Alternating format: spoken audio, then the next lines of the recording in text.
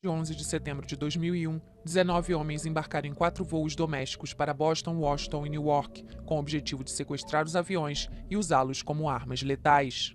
O primeiro, um Boeing 767 da American Airlines com 92 passageiros e 5 sequestradores a bordo, se chocou contra a torre norte do World Trade Center em Nova York, exatamente às 8h46 hora local, deixando um enorme buraco. Logo depois, às 9h03, outro Boeing 767 da United Airlines, com 65 passageiros e mais 5 sequestradores a bordo, chocou-se contra a Torre Sul, enquanto milhões viam ao vivo pela TV.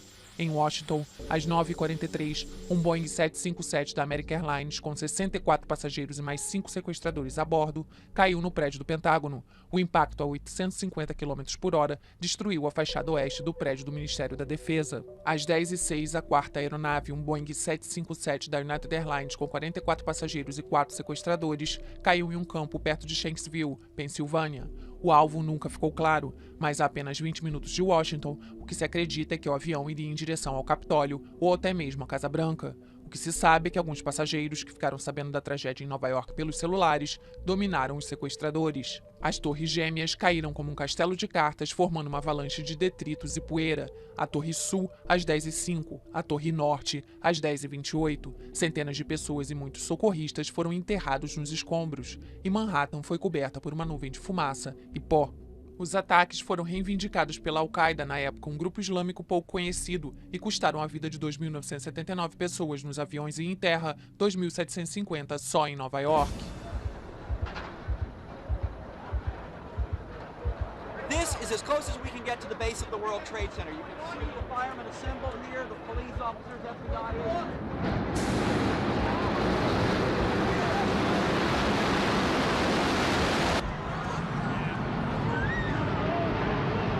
Eu fiquei lá embaixo até cair a primeira torre. Quando caiu a primeira torre, e aí o caos total se instaurou naquela região, com polícias, bombeiros, agentes de segurança e os outros transeuntes saindo correndo, se distanciando da torre, deve ter dado uns 40 minutos, meia hora, 40 minutos, estava inteiro de pó e era uma escuridão total. Você não via uma palma à frente, né? Eu fiz assim para tentar ver se eu tinha visibilidade e uma gritaria geral. Para entender que realmente tinha sido atentado terrorista, para entender que tinham mais 2 aviões que tinham caído. As agências de segurança deveriam saber, mas as pessoas ali, policiais, bombeiros, não tinham a mínima ideia do que estava acontecendo. Era uma época pré-internet, quase, a internet era mínima, os celulares eram poucos, pararam de funcionar, haviam filas nas cabines de telefone, as pessoas queriam só avisar os parentes, tá bom?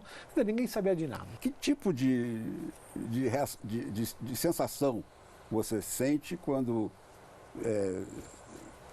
chega o 11 de setembro? É um momento de reflexão, para mim não é um momento onde eu fico diferente. No começo eu tinha mais receio de avião, mas no começo, 3 meses depois, mas não é o caso mais. O que fica de memória mais forte é realmente a perda humana das pessoas inocentes que estavam lá. Eu vi uma série de pessoas se jogando, como se fosse um incêndio. São 100 andares, demora para cair. As pessoas, eu acho que alguns filmes reproduziram bem, elas caem vivas de certa forma. Isso é muito chocante, isso ficou para sempre. O barulho que se faz quando cai uma ou 2 torres de 100 andares é o maior decibel. Pensa no maior barulho que você já ouviu na sua vida e transforma isso em 1 minuto, 40 segundos, eternamente. Essas são as memórias que ficam, memórias tristes de pessoas que realmente sofreram muito mais do que eu. Dentro do prédio, dos bombeiros que foram lá ajudar e todo mundo está vendo.